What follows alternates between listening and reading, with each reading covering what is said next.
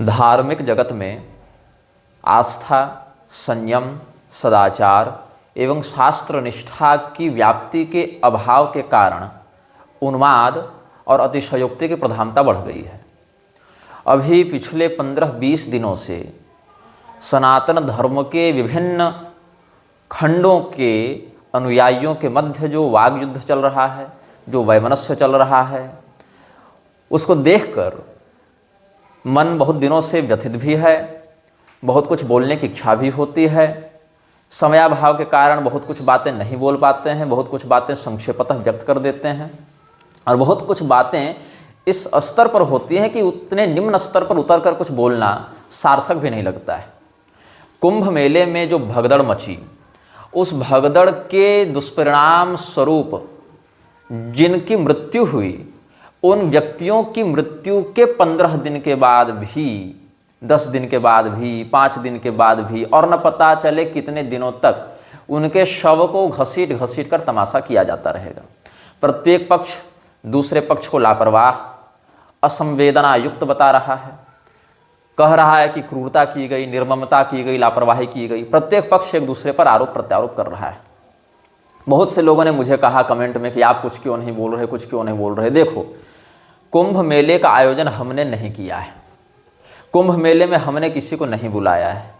कुंभ मेले में हमने किसी को कोई सुविधा न दी है और न वहाँ पर हम उपस्थित हैं, न हमारी व्यवस्था पर कोई नियंत्रित कार्य हो रहा है।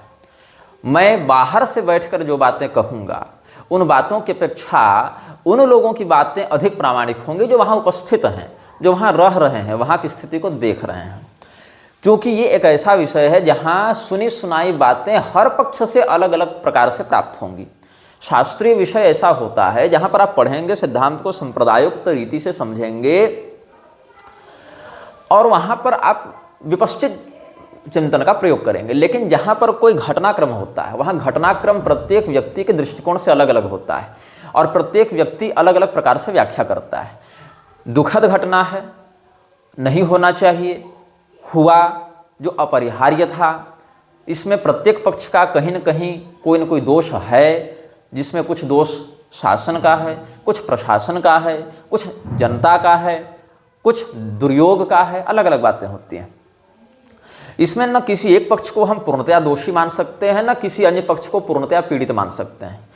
यहाँ तो हाल वह है कि भारतीय समाज में ऐसे दुष्ट लोग हैं जो अपने वृद्ध माता पिता की सेवा न करनी पड़े, इसके लिए उनको कुंभ मेला में स्नान का पुण्य दिलाने के बहाने ले जा रहे हैं और उनको मेले में छोड़कर भाग जा रहे हैं। ऐसे भी बहुत से लोगों के वक्तव्य आप सबों को सार्वजनिक रूप से प्राप्त हो ही रहे होंगे।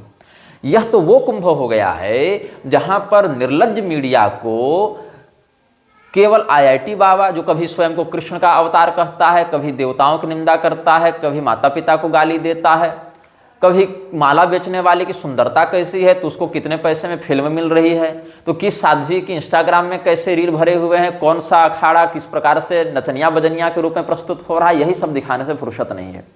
तो मीडिया उन लोगों को जानबूझकर हाईलाइट करती है जो विवादित हों या जिनके माध्यम से अधिक अधिक उनको विज्ञापन का मूल्य प्राप्त हो सके। लेकिन यही मीडिया जिस समय लाशों के ऊपर रिपोर्टिंग करने लग जाती है तो भी हमें दो चेहरे देखने को मिलते हैं। एक चेहरा किसी संवेदनशील पत्रकार के हृदय में बैठी चिंता को तकनीक के माध्यम से जनता तक पहुंचाने के लिए परिलक्षित होता है, तो कोई दूसरी धारा सरकार के विरुद्ध जाकर या किसी विशेष धर्मगुरु के विरुद्ध जाकर सनसनी को उत्पन्न करके अपने व्यूअरशिप को बढ़ाने में ही संलीन दिखाई पड़ती है। हम यहाँ पर एक अनुभव करते हैं, जिन भी पक्षों को यहाँ दोषी बताया जा रहा है वे सभी पक्ष स्वात्म चिंतन की बजाय हमारा वहाँ क्या कर्तव्य है इसकी बजाय पर कर्तव्य के चिंतन पर बहुत अधिक ध्यान दे रहे हैं। आप देखेंगे, एक बात अनुभव करेंगे, बहुत से लोग स्वामी अविमुक्तेश्वरानंद सरस्वती को बहुत भला बुरा कह रहे हैं और ये वही लोग हैं, इनमें बड़ा एक वर्ग है जो मेरे विरुद्ध भी कई बार रहा था जब हमने विविध प्रकार की अशास्त्रीय गतिविधियों का विरोध करने के लिए बहुत से प्रतिष्ठित और प्रसिद्ध लोगों की बातों का खंडन किया और शास्त्र के प्रमाणों को व्यवस्थित रूप से प्रस्तुत करके यह बताया कि शास्त्रीयता के विरुद्ध जाकर इन लोगों ने किस प्रकार से शास्त्र विरुद्ध कथन किया है अनेक ऐतिहासिक, शास्त्रीय, सांप्रदायिक विषयों में।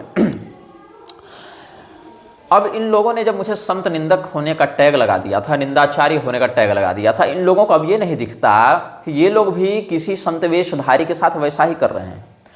हिंदुओं का यही एक बड़ा वर्ग स्वामी निश्चलानंद सरस्वती के विरुद्ध भी खड़ा हो गया था और उनको गाली दे रहा था जिस समय श्री राम मंदिर का प्रकरण चल रहा था।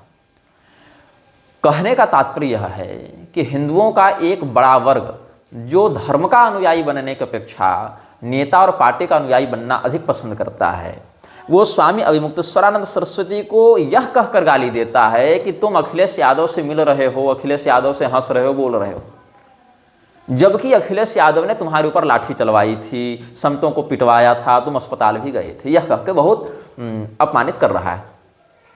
प्रथम दृष्टया यह लगता है कि स्वामी अभिमुक्तेश्वरानंद सरस्वती तो बिल्कुल गलत हैं, क्योंकि जिस अखिलेश ने उनके ऊपर इतनी अत्याचार की धाराएं लगा दी और इतना कुछ क्रूरतापूर्ण व्यवहार किया, प्रशासन का दुरुपयोग किया, उसी के साथ हंस बोल रहे हैं। और इस बात को मैं भी आपत्तिजनक ही मानता हूं। आपसे ऐसी व्यवहार की अपेक्षा नहीं है। यहाँ पर कोई कह सकता है कि ठीक है, वो तो साधु हैं, संत हैं, शंकराचार्य हैं, तपस्वी हैं, सन्यासी हैं, अलग अलग प्रकार की बातें लोग कह सकते हैं कि अगर कोई लाठी मारने आ रहा है तो भी उनके लिए वही है और कोई हंस के मिलने आ रहा है तो भी वही है, क्योंकि संत क्षमाशील होते हैं। ये एक पक्ष है। किंतु यह बात ध्यातव्य है कि आपने जिन जिन लोगों के माध्यम से धर्म की स्पष्ट हानि होते देखी, उन लोगों के साथ यदि आप मिल रहे हैं और सहृदयतापूर्वक संवाद कर रहे हैं तो इसका परिणाम ऐसे दृष्टिकोण से दिखना चाहिए कि उस व्यक्ति के माध्यम से धर्म की वृद्धि हो। लेकिन ऐसा परिणाम क्या देखने को मिल रहा है? नहीं मिल रहा है। लेकिन एक बात अनुभूत यह की जानी चाहिए कि जो लोग स्वामी अभिमुक्तेश्वरानंद सरस्वती को कांग्रेस का एजेंट बताते हैं या कांग्रेस के टिकट पर चुनाव लड़ने वाला बताते हैं, उन लोगों को नवभारत टाइम्स का वह साक्षात्कार देखना चाहिए इनका, जहां इन्होंने स्पष्ट रूप से पत्रकारों के मुंह पर उनको चुनौती देते हुए कहा कि सिद्ध करो कि हम कब कहाँ किसके टिकट पर चुनाव लड़े थे। विद्यार्थी परिषद के टिकट पर चुनाव लड़े थे, कांग्रेस के टिकट पर चुनाव नहीं लड़े थे। और विद्यार्थी परिषद की नजदीकी किस पार्टी से, यह भी जांच कर ली जाए, किस पार्टी के नेताओं से प्रभावित है, यह भी जांच कर ली जाए। तो आधी अधूरी बातों को प्रसारित करके अवमानना करने में जो आईटी सेल बड़ा एक्टिव है, जैसे कि एक प्रश्न प्रबोध श्रृंखला भी ये लोग चलाते हैं, जहां अल्लाह और परमेश्वर वाले विषय पर कुछ विमर्श किया था इन्होंने किसी व्यक्ति के प्रश्न करने पर, तो वहां अल्लाह की क्या अवधारणा मुसलमानों में है और हिंदू धर्म के अनुसार परब्रह्म का क्या स्वरूप है, परमेश्वर की क्या परिभाषा है, इस पर वो तुलनात्मक वक्तव्य दे रहे थे। तो उसमें अल्लाह वाले विषय के 15-20 सेकंड 1 मिनट के क्लिप को काट कर इन्होंने प्रचारित किया आईटी सेल वालों ने और कहा कि ये तो मुसलमानों का प्रचार करता है, अल्लाह का गुणगान करता है। तो इससे क्या हुआ, एक पूरा का पूरा विषय ही नकारात्मकता की ओर बढ़ गया। तो अभिमुक्तेश्वरानंद सरस्वती जी जो हैं वो कई मामलों में ऐसे वक्तव्य देते रहे हैं जिसका हमने भी विरोध किया है और मैं उनको अनुपयुक्त भी मानता हूं उन वक्तव्यों को और अप्रासंगिक भी मानता हूं। जैसे अतीक अहमद वाले विषय पर क्या आवश्यकता थी उसके समर्थन में बयान देने की या सकारात्मक बयान देने की? आपका वह कार्यक्षेत्र भी नहीं है और आपके वक्तव्य से किसी प्रकार का परिवर्तन भी नहीं हो रहा है। परिवर्तन अगर हो रहा हो तब समझ में आता है आपका कहना, लेकिन न कोई परिवर्तन हो रहा है, न कोई सकारात्मक सुधार हो रहा है, न आपका वह कार्यक्षेत्र है, लेकिन आपने बयान दे दिया। हाँ, ये अवश्य है कि जो लोग यह कहते हैं कि अखिलेश की सरकार ने लाठी इनको मरवाई फिर भी अखिलेश के साथ हैं, तो ध्यान दो कि अखिलेश की सरकार जिस समय थी, अगर इनको राजनीतिक लाभ लेना होता तो अखिलेश की सरकार की चापलूसी करते। अखिलेश से कब मिल रहे हैं? जब अखिलेश की सरकार नहीं है, मतलब अखिलेश के साथ उठने बैठने से इनको सत्ताधारी सरकार से कोई लाभ नहीं है। राजनीतिक लाभ लेने वाला व्यक्ति क्या करता है? जिसकी सत्ता रहती है उसका गुणगान करता है। और इसमें सबसे अधिक कुख्यात पीठ कौन है? श्रृंगेरी की पीठ है। जब टीपू सुल्तान की सत्ता थी तो उसके साथ हाथ किसने मिलाया था? श्रृंगेरी की पीठ ने मिलाया था। इसके आधिकारिक प्रमाण उपलब्ध हैं। जब कांग्रेस की सरकार रही तो उसको आशीर्वाद कौन दे रहे थे? श्रृंगेरी वाले दे रहे थे। आज वही विधुशेखर भारती किसकी प्रशंसा करते फिर रहे हैं? आदित्यनाथ की प्रशंसा करते फिर रहे हैं। तो श्रृंगेरी पीठ के लिए बहुत प्राचीन काल से भी एक बात देखने को मिलती है कि जो गद्दी पर है वो अच्छा है, जो गद्दी पर है वो सही है। यही एक ये लोग लेकर चलते हैं और इसमें इन्होंने लक्ष्यों को भी कई बार स्वस्ति पुरस्कृत किया है, जो कि सर्वथा अनुचित हम मानते हैं। तो यहाँ पर अभिमुक्तेश्वरानंद सरस्वती के माध्यम से दो बातें देखने को मिलती हैं। एक तो उन्होंने बागेश्वर धाम का विरोध, धीरेन्द्र शास्त्री का विरोध यह कहकर किया कि कुंभ में मरने वाले को मोक्ष मिलता है तो फिर हम आपको धक्का दे देते हैं, आप भी मुक्त हो जाए। लेकिन ऐसे ही वक्तव्य से मिलता जुलता बयान विधुशेखर भारती ने भी दिया है, जहां तक मुझे सूचना है, कि कुंभ में मरने वाले लोग मोक्ष को प्राप्त हुए, उनकी सदगति हुई, ऐसा उन्होंने कहा। बाकी आदित्यनाथ का प्रबंध बड़ा बढ़िया था। तो वहां पर विधुशेखर भारती के विरुद्ध अविमुक्तेश्वरानंद सरस्वती जी का कोई वक्तव्य मेरे संज्ञान में अभी तक नहीं आया है। अस्तु, दूसरी बात यह कहना चाहूंगा कि यदि अविमुक्तेश्वरानंद सरस्वती को सत्ता से ही लाभ लेने की इच्छा रहती, तो उस स्थिति में अखिलेश का विरोध वो उस समय नहीं करते जिस समय वो सत्ता में था, बल्कि उसके समर्थन में बातें कहते या उसकी चापलूसी करते। लेकिन सत्ताधारी से वो तब भी टकराए थे, सत्ताधारी से वो आज भी टकरा रहे हैं। इस तथ्य को नकारा नहीं जा सकता है। मैं आपको सबको स्पष्ट कर दूं कि मैं कभी भी इस प्रकार के वक्तव्यों में किसी व्यक्ति का हितैषी या विरोधी बनकर नहीं सोचता हूं। एक दर्शक के रूप में जो घटनाक्रम जिस तथ्यात्मक प्रवाह से मेरी नज़रों में आता है वैसा ही बोलता हूं। मैंने जो अनुभव किया वही बोल रहा हूं। और ईश्वर इस बात के साक्षी हैं कि आज तक किसी भी व्यक्ति के समर्थन में या किसी भी व्यक्ति के विरोध में बोलने के लिए मैंने न 1 रुपया किसी से लिया है, न मुझे किसी ने दिया है। दोनों बातें, न ऑफर कहीं से आया है, न हमने किसी प्रकार की ऐसी बात स्वीकार की है। मतलब जो भी मैं कहता हूँ वो स्वतंत्रतः मेरे निजी विचार होते हैं, न कि प्रायोजित और स्पॉन्सर्ड बातें होती हैं। अविमुक्तेश्वरानंद सरस्वती अखिलेश यादव से कब टकराए थे? जब अखिलेश यादव की सरकार थी, जिसका दुष्परिणाम भी उनको सामाजिक रूप से भोगना पड़ा। उनके ऊपर प्रताड़ना हुई, किसके द्वारा? अखिलेश के समर्थकों के द्वारा। आज जब आदित्यनाथ सत्ता में हैं तो वे आदित्यनाथ के विरुद्ध भी टकरा रहे हैं और वहां से भी प्रताड़ित हो रहे हैं। सत्ताधारी के माध्यम से अविमुक्तेश्वरानंद सरस्वती टकराए थे और उससे टकराए हैं और प्रताड़ित हुए हैं, ये एक तथ्य है। अखिलेश उससे तब नहीं भिड़े जब वो विपक्ष में था, उसके सीएम रहते भिड़े, उससे वहां टकराए। योगी आदित्यनाथ से भी उसके सत्ताधारी रहते हुए टकरा रहे हैं, ये एक तथ्य है। और टकरा किसके लिए रहे हैं? ये नहीं कह रहे हैं कि मेरे आश्रम की, मेरे मठ की जमीन बढ़ी कर दो, ये नहीं कह रहे हैं कि मेरे लिए इस प्रकार से प्रबंध कर दो, ये नहीं कह रहे हैं कि मुझे शासकीय ये सब सुख सुविधा दे दो। ये कह रहे हैं कि जो भगदड़ हुई, उस भगदड़ में जो लोग मरे, उन लोगों की संख्या को छिपाया क्यों जा रहा है?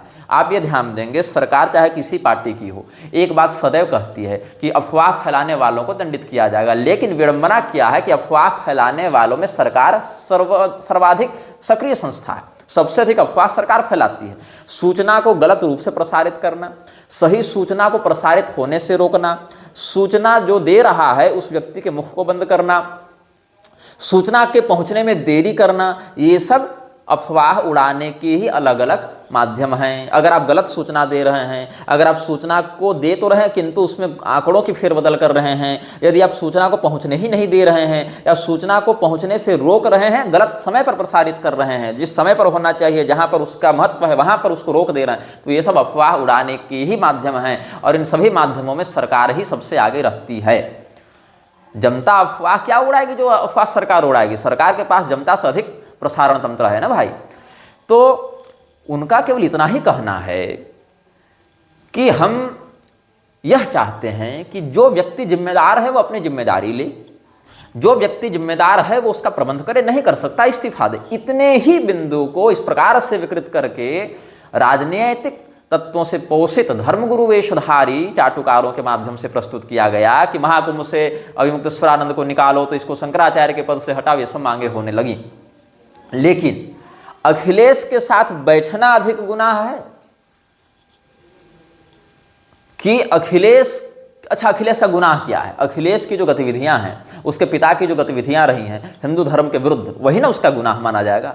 तो अगर ऐसे व्यक्ति से मिलना जुलना गुनाह है, जो कि मैं गुनाह मानता ही हूं, क्योंकि वैडाल वक वृत्तिनाम वाग्मात्र नापि नार्चय, तो मैं तो दोनों पक्षों में विरोध कर रहा हूं। मैं तो यह भी मानता हूं कि स्वामी विमुक्तेश्वरानंद सरस्वती का अखिलेश से सहृदयतापूर्वक मिलना भी गलत है, और उसी अखिलेश के पिता मुलायम सिंह के मरने वाली तिथि पर उसको कोटि कोटि नमन करके, उसको मतलब उसकी याद में उसके द्वारा उत्तर प्रदेश के किए गए योगदानों को याद करने के लिए ट्वीट करने वाले आदित्यनाथ को भी मैं गुनहगार मानता हूं। लेकिन ये बताओ हमें कि अखिलेश यादव से मिलना, वो भी जब वो नीचे बैठा है और आचार्य पीठ पर अविमुक्तेश्वरानंद सरस्वती ऊपर बैठे हैं, ये ज़्यादा बड़ा गुनाह है कि अखिलेश के पिता से सहृदयतापूर्वक मिलना, उसकी हर मृत्यु तिथि पर उसके लिए शोक संदेश और उसकी यादों के पुल बांधते हुए ट्वीट करना, ये बड़ा गुनाह है? या फिर कितने लोगों ने मोदी का इस्तीफा मांगा था जब राम मंदिर के आंदोलनकर्ताओं के ऊपर गोलीबारी करने का निर्देश जारी करने वाले सत्ताधारी लोगों के और उनके अधिकारियों को, मुलायम सिंह या उसके अन्य IAS IPS अधिकारियों को प्रोत्साहित, प्रोन्नत और यहां तक पद्म विभूषण तक देने वाले मोदी को कितनी बार लोगों ने इस्तीफा मांगने की बात कही थी। यही सब धर्मगुरु तब कहां मर गए थे।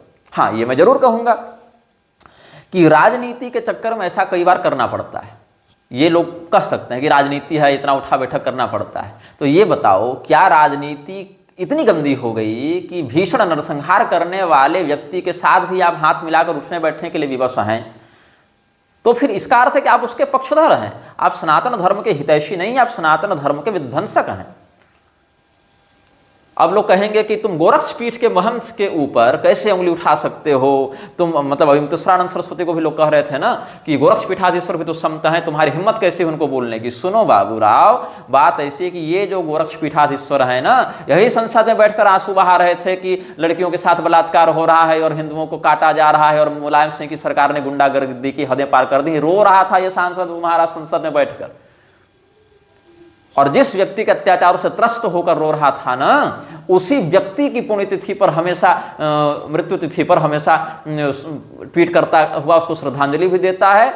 और यहाँ तक इसकी रीढ़ की हड्डी खसक गई कि जब पद्म विभूषण दिया जा रहा था ऐसे असामाजिक गतिविधियों के प्रोत्साहक को, जिसने खुलेआम यह वक्तव्य दिया था कि लड़के हैं, गलती हो जाती है, और ऐसा कह के बलात्कारियों का बचाव किया था, ऐसे व्यक्ति को पद्म विभूषण दिया जा रहा था। जो बलात्कार का समर्थन करे, नरसंहार का समर्थन करे, जो मृत्युदंड का अधिकारी हो, उसको ये लोग पद्म विभूषण दे रहे हैं और गौरव अनुभव कर रहे हैं। लेकिन ये सब जो अनुयायी चेले घूम रहे हैं ना हिंदूवादी स्वरूप धारण करके, ये तब इस्तीफा नहीं मांग रहे थे। हाँ, ये बात अवश्य है कि अखिलेश और आदित्यनाथ की अगर आपस में तुलना की जाए तो अखिलेश की तुलना में आदित्यनाथ अधिक कुशल प्रशासक है, अधिक संवेदना युक्त प्रशासक है, ये बात ठीक है। या हिंदू धर्म के प्रति अखिलेश की तुलना में किंचित अधिक झुकाव, चूंकि एक संप्रदायोक्त पीठ का वो अधिपति है इसीलिए है। तो दोनों की तुलना करें तो आदित्यनाथ को अखिलेश की तुलना में शासकीय कुशलता के कारण अधिक नंबर मिलेंगे। और कोई भी सरकार ये नहीं चाहती है कि उसकी बदनामी हो, कोई भी सरकार ये नहीं चाहती है कि ऐसी जगह पर जहां हजारों लाखों करोड़ लोग उपलब्ध हों, जहां हर हाथ में मोबाइल हो, जहां कोई भी बात कभी भी सार्वजनिक की जा सकती है, वहां हमारी किसी गलती के कारण हमारी अवमानना हो, हमारा ब्रांड इमेज हमारी बिगड़े, ये कोई भी सरकार नहीं चाहती। और ये भी एक सत्य है कि आदित्यनाथ के विचारों से सपा के बहुत से लोग रुष्ट रहते हैं। आदित्यनाथ के अपने ही प्रशासनिक अधिकारियों से संबंध अच्छे नहीं है, ये बात भी सार्वजनिक है। किंवा आदित्यनाथ के स्वयं के संबंध केंद्रीय नेताओं से भी अच्छे नहीं हैं। क्योंकि मोदी क्या है, मोदी एक महत्वाकांक्षी व्यक्ति है जिसको अपनी महत्वाकांक्षा की आड़ में आने वाला कोई भी प्रतियोगी, प्रतिस्पर्धी स्वीकार नहीं है। यही कारण है कि स्वयं तो आडवाणी, जोशी इत्यादि को मार्गदर्शक मंडल में डाल दिया इसने ये कहकर कि तुम्हारी उम्र अधिक हो गई। लेकिन इनकी तुलना में भी जिसकी उम्र अधिक थी, उस व्यक्ति को, जिसको मेट्रो मैन ऑफ इंडिया कहा जाता है ना शायद, उसको दक्षिण भारत में एक स्टेट से चुनाव लड़वा दिया था सीएम का इसने। तब वहां उम्र वाला बाधा नहीं बन पाई, उस उम्र वाली बाधा नहीं बन पाई। और स्वयं भी उम्र की बाधा को पार करते हुए ये मार्गदर्शक मंडल में नहीं जा रहा है, तब प्रधानमंत्री बना रहेगा। तो कहने का तात्पर्य है, उम्र वाला तो बहाना था। यदि उम्र के अधिक होने से ही आडवाणी और जोशी अयोग्य हो गए थे, तो ये भी क्यों स्वयं को अयोग्यता वाले कैटेगरी में नहीं लाते हैं? और अगर कहें कि भाई हम तो कुशल प्रशासक हैं, अभी हमारी आवश्यकता है हमारी पार्टी को, देश को, तो फिर मेट्रो मैन की क्या प्रसिद्धि, क्या आवश्यकता थी? उस उम्र में 90+ आयु में चुनाव लड़ने की आवश्यकता थी? उनको ससम्मान कोई शासकीय सम्मान, पुरस्कार, पेंशन इत्यादि देते, चुनाव क्यों लड़वाया गया उनको? तो तात्पर्य यह है कि उम्र का कोई मुद्दा नहीं, मुद्दा है हमारी महत्वाकांक्षा की आड़ में कोई न आवे। तो हमेशा मेरे आगे पीछे कैमरे लगे रहें, हमेशा मुझे एक अद्वितीय अवतारी के रूप में दिखाया जा सके। इसलिए जब माँ जिंदा थी तो माँ के साथ फोटो खिंचवा लिया कि हम बड़े मातृभक्त हैं। माता जी परलोक चली गई तो कह दिया हमको तो लगता है हम नॉन बायोलॉजिकल अवतार हैं। तो कुल मिला के ये व्यक्ति एक आत्ममुग्धता से ग्रस्त व्यक्ति है। और यही कारण है कि योगी के बढ़ते प्रभाव और मोदी के वैश्विक पटल पर घटते प्रभाव के मध्य जो संघर्ष हो रहा है, क्योंकि योगी को, आदित्यनाथ को जनता भावी पीएम के रूप में प्रोजेक्ट करना चाहती है, ऐसी मानसिकता माहौल में बन रही है। और आदित्यनाथ तो मुख्यमंत्री की रेस में कहीं थे भी नहीं। जब 2017 में बीजेपी ने यूपी चुनाव क्लियर किया था तो आदित्यनाथ का तो कहीं नाम नहीं था मुख्यमंत्री की रेस में। वो तो जनाधार के बल पर केंद्र विवश हुआ इनको मुख्यमंत्री बनाने के लिए, और 5 साल बढ़िया काम करने का प्रयास किया अपने समर्थकों की दृष्टि में, तो इनका दावा और पुष्ट हुआ। इतनी ही सी बात है। लेकिन आंतरिक रूप से दोनों के संबंध मधुर नहीं है, ये बात कार्यकर्ता भी जान रहे हैं और ये बात निष्पक्ष दृष्टि रखने वाली जनता भी जान रही है। तो जो जनता है, जो अभी अभिमुक्तेश्वरानंद सरस्वती को गाली दे रही है कि तुमने योगी का इस्तीफा क्यों मांगा और तुम खुद अखिलेश के साथ बैठते हो, तो अखिलेश के बलात्कार समर्थक नरसंहारी पिता को पद्म विभूषण देने वाली मोदी सरकार से कितनी बार इन लोगों ने इस्तीफा मांगा था?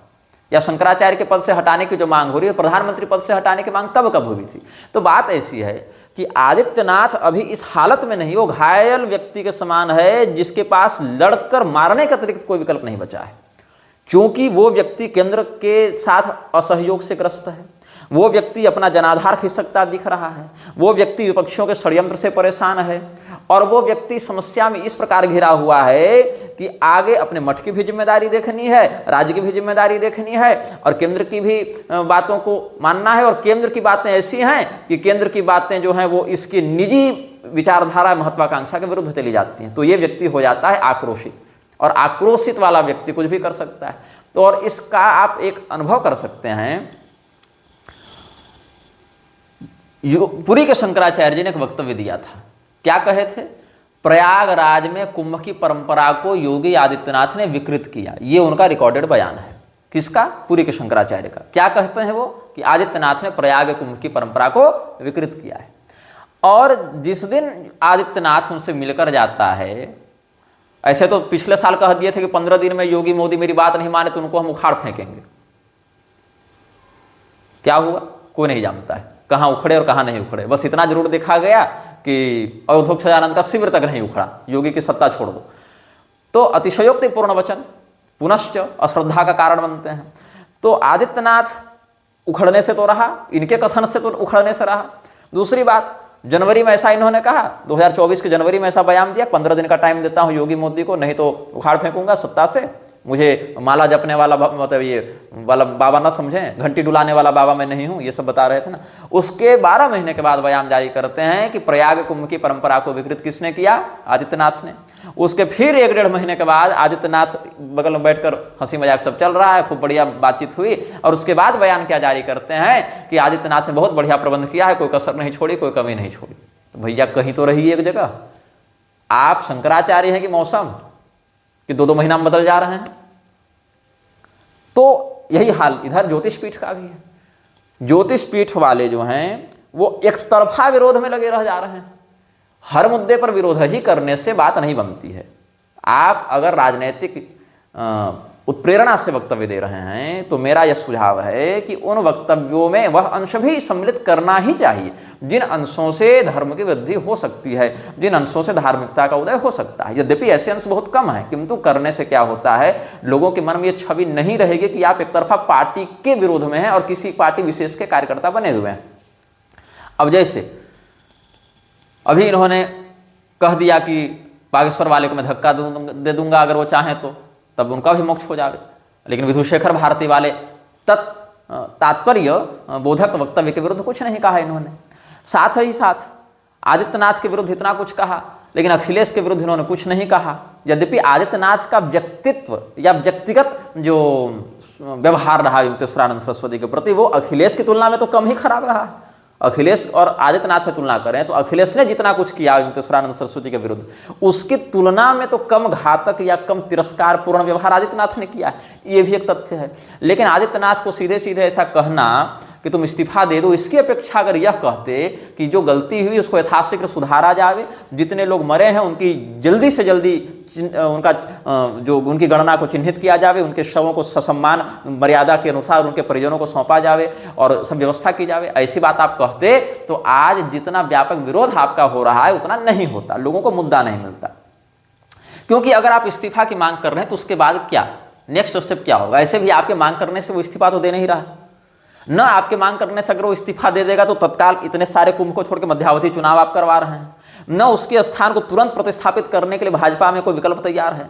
तो प्रायोगिक रूप से आपका ये कहना कि इस्तीफा दे दो, ये तुरंत ही प्रायोगिक धरातल पर निरस्त हो जाता है और उल्टा बैकफायर आप पर करता है जनता के आक्रोश के रूप में। जहां पर आप कहना कुछ और चाहते थे, परिणाम कुछ और हो गया। ऊपर से आपके शिविर में आग लग जाती है ऐसे वक्तव्यों को देने के कारण। तो होता यह है कि जिस प्रकार का परिणाम वक्तव्यों के कारण अपेक्षित होता है वो परिणाम प्राप्त नहीं हो पाता है। ऊपर से केंद्रीय सत्ता से आपका जो संघर्ष है, आपका भी और राज्य सरकार का भी, वो महत्वाकांक्षी लोगों की महत्वाकांक्षा के आड़े आगे आने से और भी आईटी सेल के द्वारा दुष्प्रचार का निमित्त बनता है। अब क्या हो रहा है, आपके माथे पर टोपी लगा के लोग मौलाना विमुक्तेश्वरानंद कहते रहे हैं, लोग इस प्रकार से अवमानना कर रहे हैं। तो जनता भी अलग अफीम खाकर सोई है, जिसके लिए अखिलेश से मिलना बहुत बड़ा गुनाह है, लेकिन अखिलेश के पिता को जिसने इतना कुछ हिंदू धर्म के विरुद्ध कार्य किया उसको पद्म विभूषण दे देना इनके लिए गलत नहीं होता है। ऊपर से आदित्यनाथ के साथ क्या विडंबना है कि उतने बड़े कुंभ क्षेत्र में अकेला व्यक्ति हर जगह घूम नहीं सकता है, वो आदेश देगा अपने अधिकारियों को। अकेला व्यक्ति क्या करेगा, उसके साथ प्रशासन है, प्रशासन के अधिकारियों को आदेश देगा, वो भी ग्राउंड लेवल पर नहीं, जीडी को आदेश नहीं देगा, वो डीजीपी को देगा, आईजी को देगा, डीजीपी को देगा, इस लेवल पर देगा, वो भी डायरेक्ट नहीं, सचिव के माध्यम से देगा। सीधा आदेश भी आईपीएस को मुख्यमंत्री शायद ही देते हैं, वो सचिवालय से निर्गत होता है, जिस विभाग से जो संबंधित है वहां से वो पूरी प्रणाली ही ऐसी उलझी हुई है।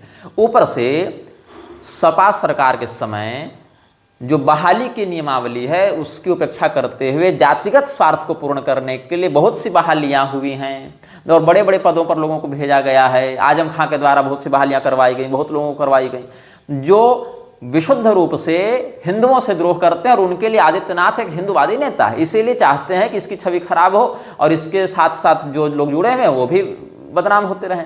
तो अगर कोई आदेश ऊपर से जारी भी हो रहा है तो क्रियान्वयन करने वाले अधिकारी की बहाली चूंकि पिछली सरकार ने करवाई थी, इसीलिए वो असहयोग करेगा या उसको ढलमुल तरीके से करेगा। ऊपर से जनता हमारी तो अलग अनुशासनहीन चल रही है, चलेंगे तो सारे लोग एक साथ, रुकेंगे तो सारे लोग एक साथ। ऊपर से केंद्र में जो बैठे महत्वाकांक्षी बाबा हैं उनका क्या कहना है कि हमें रिकॉर्ड बनाना है, उनको हर चीज का रिकॉर्ड बनाना है। कभी थाली बजा के रिकॉर्ड बनवाते हैं, कभी मिट्टी उठा के रिकॉर्ड बनवाते हैं, कभी मैं चौकीदार कह के रिकॉर्ड बनवाते हैं, उनको केवल सर्कस चलाना है देश में। तो हम जो हैं इतने करोड़ लोगों को एक जगह खड़ा कर चुके, इसको दिखाने के लिए अंदर आने के रास्ते तो खोले गए, बाहर जाने के रास्ते बंद कर दिए गए। अब ऐसा अगर किया जाए कि एक चैनल से लोग चलते आ रहे हैं, डुबकी लगा के दूसरे चैनल से निकलते जा रहे हैं, तब कोई भगदड़ नहीं होगी। देर सवेर स्नान सब कर लेंगे लेकिन भगदड़ नहीं होगी। अब इसमें क्या हो गया, अंदर तो लोग आते जा रहे हैं, बाहर नहीं निकल पा रहे हैं, तो क्या होगा ये दिखाने के लिए हाँ इतने लोग एक साथ वहां जमा थे, वो भी एक अव्यवस्था का कारण बना। ऊपर से जो लोग पहले दिन नहा चुके थे वो भी नहीं, अगले दिन हम मौनी अमावस्या भी नहा के जाएंगे और यहीं पर बैठ के सोएंगे, यहीं रहेंगे। इस प्रकार का भी एक बहुत व्यापक असंतुलन हो गया, अमर्यादा हो गई। तो कुल मिलाकर शासकीय स्तर पर, जनता के स्तर पर, प्रशासकीय स्तर पर बहुत लापरवाहियां होती हैं जिसके माध्यम से कोई भगदड़ होती है। और इसमें सबसे बड़ा जो उत्पात किया है वो मीडिया ने किया है। कहाँ क्या व्यवस्था है, कहाँ क्या प्रोटोकॉल है, कहाँ पर शासन ने क्या बातें कही हैं, कहाँ पर जनता को किस बात की आवश्यकता है, ये सब दिखाना चाहिए कुंभ में ना। यहाँ सरकार ने आपको ये सुविधाएं दी हैं तो जनता को पता चल गया कि कहाँ पर क्या मार्ग है, कैसे क्या है। जनता की ये सब आवश्यकता है, ये सरकार को दिखाओ। ये सब दिखाने के बजाय अब धर्मनिष्ठ सिद्धांतनिष्ठ गुरुओं की तो पहचान होगी नहीं इनको, तो कम से कम लोकल स्तर पर ही जनता के लिए जो आवश्यक बातें हैं उनको सरकार तक पहुंचाओ, सरकार के माध्यम से जो काम किया जा रहा है उसको जनता तक पहुंचाओ, कहीं कुछ सुधार अपेक्षित है तो सार्वजनिक रखो। ये सब करने के बजाय वो आईआईटी बाबा के मुंह में घुसी हुई है तो वो मोनालिसा की आंख में घुसी हुई है, तो मीडिया का अलग प्रपंच चल रहा है, इसके कारण और उपद्रव हो रहा है। तो ये सब बहुत कुछ बातें हैं जो ध्यातव्य हैं।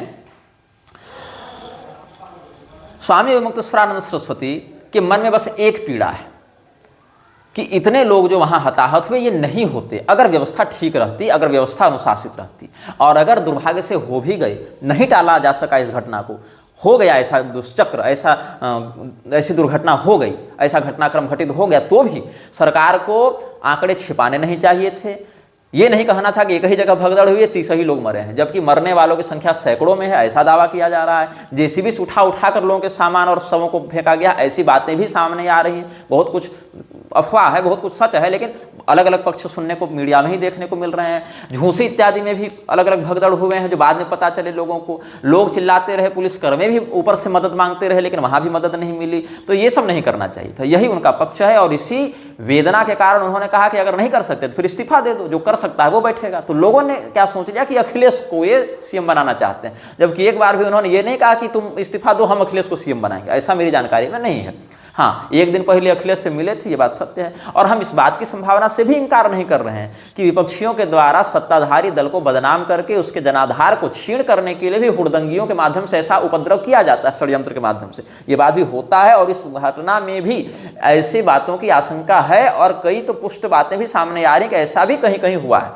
लेकिन इन सभी क्रमों के मध्य एक बात सबको वह ध्यान में रखनी चाहिए कि तुम किसी पार्टी विशेष के चाटुकारिता के कारण अपने मान्य धर्माचार्यों के परंपरा को गाली नहीं दे सकते, तुम मान्य संवेदना युक्त लोगों को गाली नहीं दे सकते। ये सब बातें हमारी दृष्टि में तुम्हारी ही मूर्खता को प्रदर्शित करती हैं।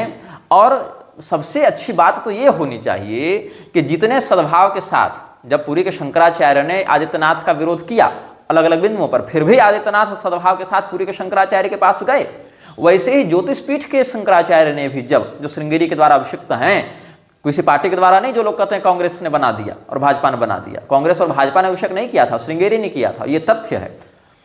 तो जब वहां से भी तुम्हारे प्रति कोई बात कठोर शब्दों में व्यक्त की गई, वो भी किसी संवेदना से युक्त होकर, तो वहां भी तुमको सहृदयतापूर्वक उनसे संवाद करके और संभव हो तो वहां उपस्थित होकर उनसे संवाद करके वहां पर एक विनम्रता का मध्यम मार्गीय परिचय देना चाहिए। इस प्रकार से अगर किया जाए तो सभी लोगों को आनंद होगा, किसी प्रकार का उपद्रव नहीं होगा।